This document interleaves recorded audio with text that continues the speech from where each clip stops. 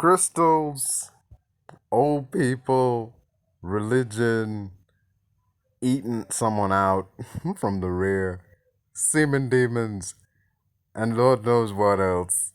Well, I know what else because I've seen the special. All that and more in the Natural Selections Netflix special by Matt Rife. That's right, ladies and gentlemen. Man went from Facebook to, well, I don't know what other social media he on because I only ever see him on Facebook, but like he been on there. Apparently, man has a dislike of social media, which is odd considering it's how he's here, but like relatable anyway. There's a lot of good stuff, some relatable stuff, all that, and I'm gonna get into in this here review of Moonlight Kingdom Reviews of the Matt Rife Natural Selection Special. I start off in, well, I'm your man on the moon. 3, 2, 1. See, I don't care if it's AEW or a Netflix special. It will never not be weird to me seeing a white guy come out to 50 Cent music. I just found myself asking, like, isn't this kind of problematic to have a song with the verse N-words trying to take my life away be the entrance theme for a white guy? Just, I'm just saying, man. Like, most of I know there's no ill intent in selecting that song. It's probably just a song he likes to listen to, but like it reignites that whole thing about like what, so we can't even sing it if it comes on in a song? No, I mean it doesn't. Not in this case, but it just reminds me of the stupid scene. I don't even remember what show it was from. But this stupid scene where there was a song playing at this party, it had the N-word in it, and a white guy sang along to the song, and this one black guy got offended. It's like, dude, who put the song on? It sure wasn't them. Just saying, it's in the song. You want him to just skip that part? Is that it? Like, get over yourself, man. Anyway, that has nothing to do. That's neither here nor there.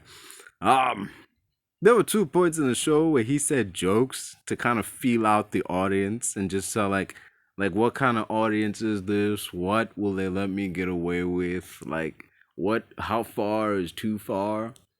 I'd wager he never really found the line per se because there wasn't really a joke in the special where people were like, "Oh man, you can't say that." That's the line, and there was never that point where it's like, okay, because you don't know where the line is until you cross it. That's just how I view comedy in my perspective. You don't truly know how far the audience will let you take something until you've gone too far. How far is too far? You'll know when you're there. You won't know when you're almost there. You'll know when you're there. Anyway, but yeah. So he even says like I was just doing it to see if you were going to be a fun audience tonight. So yeah, and they were. They were game for some of those jokes he was putting out. Hell, they were game for everything.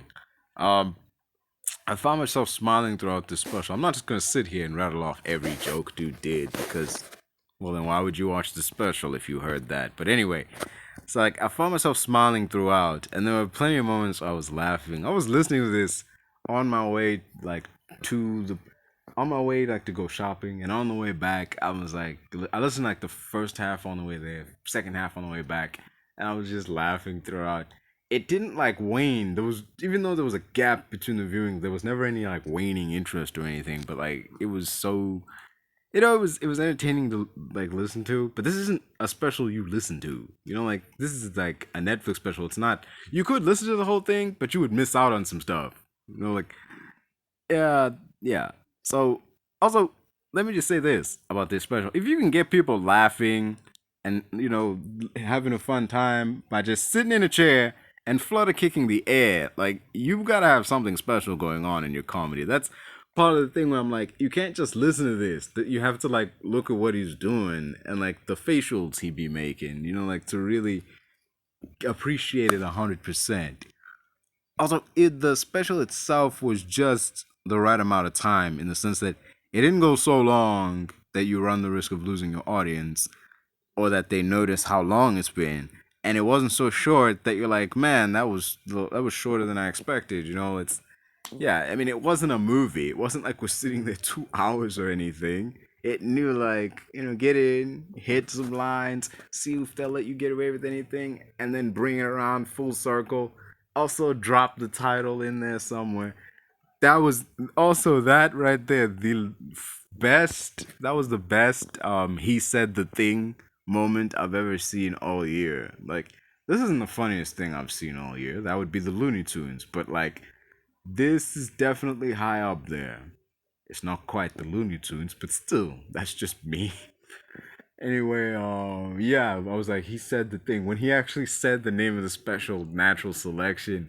They was like, yeah, it was definitely a he said the thing reaction because like the joke was funny, but it wasn't like that level of funny. It was funny, because that was the name of the special. It was funny, but it was additionally funny due to the special also being like the punchline he led that with.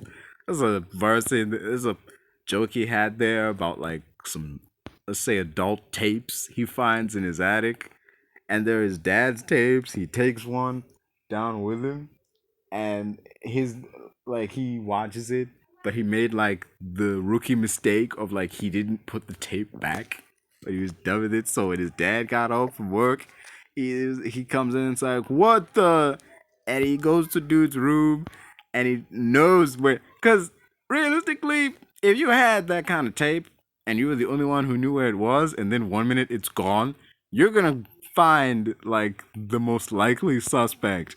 And if like you're the only like son in the family or something, you're the only suspect because it's not like the wife is up here looking for these tapes. But anyway, so he goes into his room and it's like, I'm missing something. Like I know you know, like I know you know what it is. This isn't verbatim. He basically comes in and he's like, I'm missing something. I know you know what it is. And like by this time tomorrow, when I get back from work, it better be back where it was and rewound.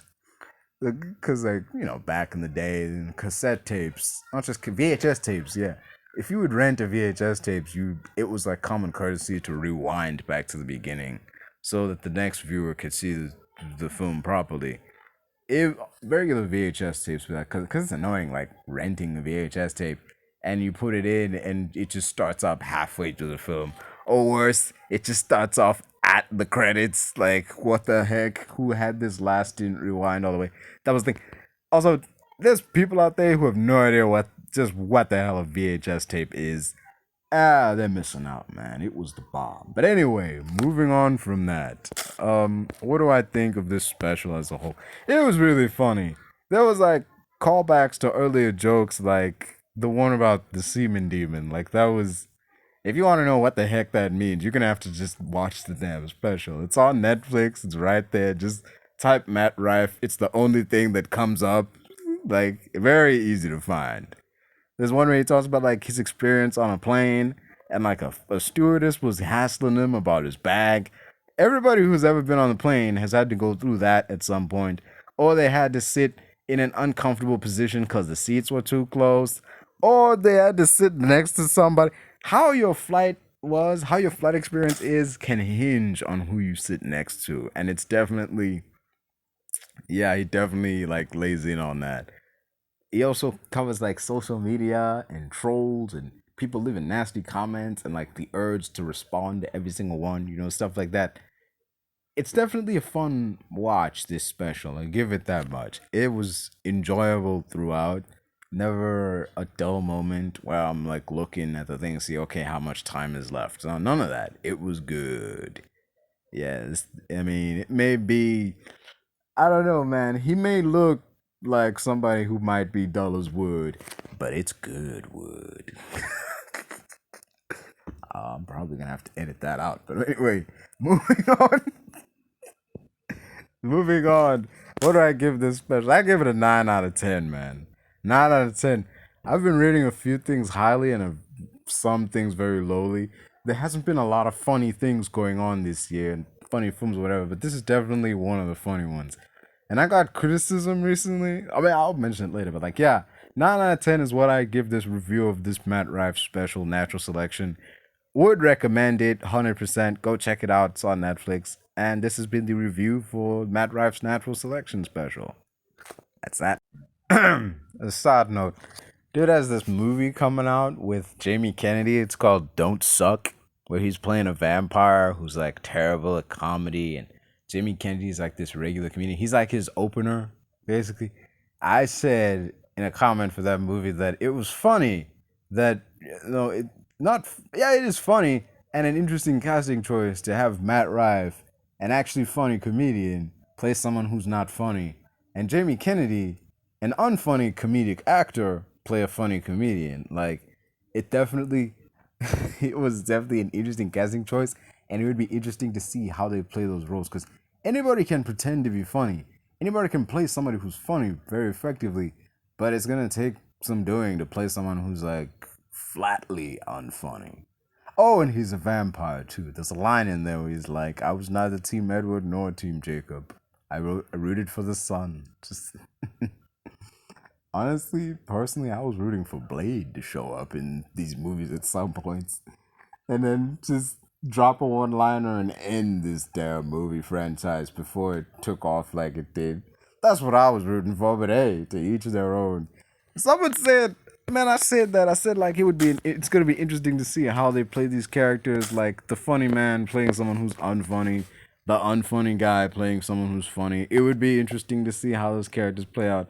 And somebody commented, like, I need, like, professional help if I think that there's something funny to be found in anything Matt Rife does.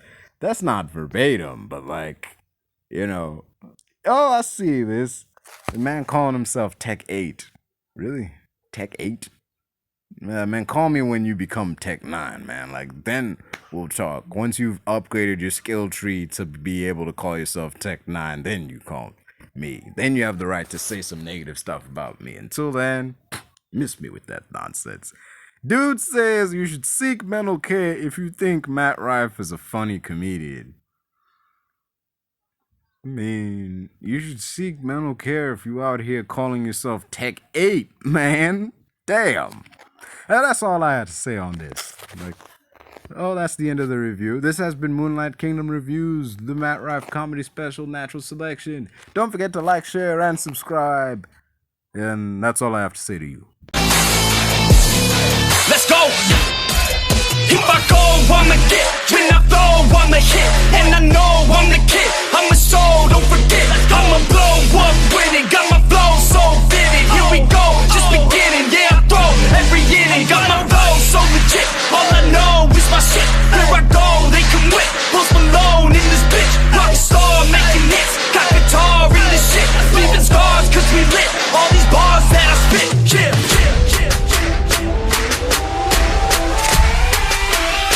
Let's go, let's go!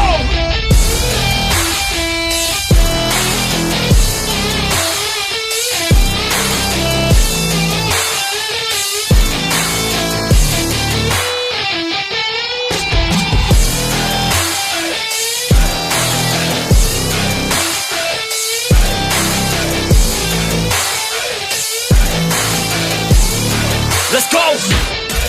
If I know what I want, then I know what I get. If I go, they come with, cause they know I get lit. I'm a pro, not a myth, and my flow got some wit. Never slow, drink a fit. I get hype, I get lit.